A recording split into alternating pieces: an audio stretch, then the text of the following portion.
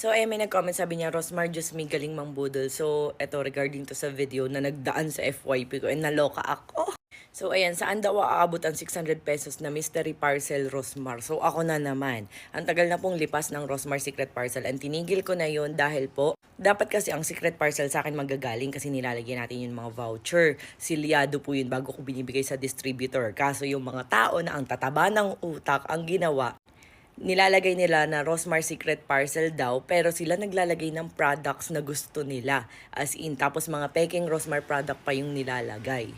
Kaya tinigil na namin kasi sa akin nasisisi lahat. Then ngayon mas malala, umorder daw siya ng Rosmar Secret Parcel pero ang laman daw ay wipes. Ito yung parang wipes na nakita ko 20 pesos, 10 piraso na eh. Tapos may caption pa na day 1 hanggang ibalik 600 pesos ko Rosmar Mystery Parcel.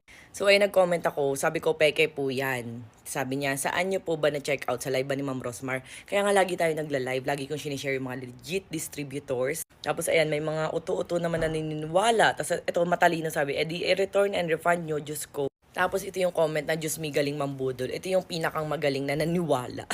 Unang-una bakit ako maglalagay ng wipes dun, diba? And matagal na po yung lipas. Matagal nang tapos ang Rosmar Secret Parcel at di ko na nga tinutuloy dahil nga ang daming ng loloko. Hanggang ngayon ginagamit pa rin nila kaya matagal na pong walang Rosmar Secret Parcel, guys. Hindi ko maintindihan yung iba naniniwala tapos ending sa akin isisisi. Tingnan nyo naman ba't ako maglalagay ng wipes, diba? Ta 600 pesos. Ganito lang yan kadali. Para tumigil na yung mga tao na ng loloko, i-report nyo po yung shop kung saan kayo bumili. I-return and refund nyo. Imagine mo 600 pesos tapos wipes ang laman, diba? I-return and refund nyo para totally maban na yung account nila kung anumang account yung pinagtinda nila para di na sila makapangloko ng ibang tao. Ayan. So, available naman po yung aking TikTok shop. Nandito po sa Yellow Basket. O kaya naman, i-search nyo lang sa Orange app, Rosmar, or kung anong product na gusto nyo doon.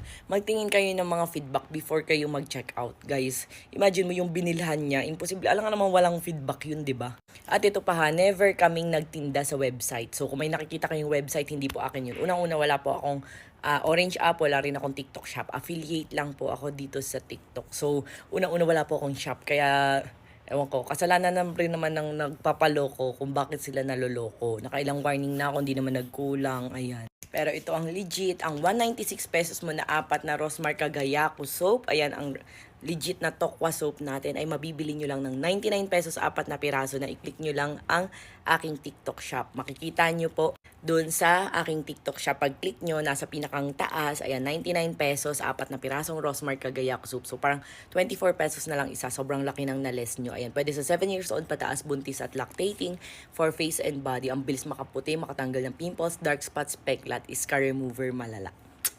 Papaloko kasi.